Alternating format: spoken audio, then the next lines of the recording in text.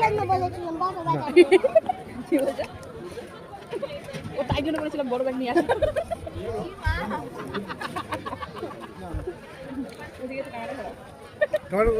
বড় ব্যাগটা বিয়ে করছিলিস, বুঝেছিলিস?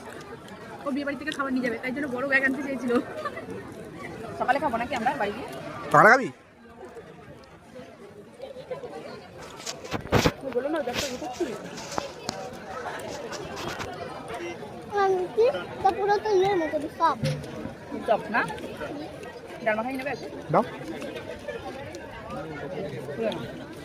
जब ना दादी ने भरी आंके हैं आलू के दाव को मां স্যালাড নেই? এগুলো আলু এগুলো ভালো লাগে দেখো।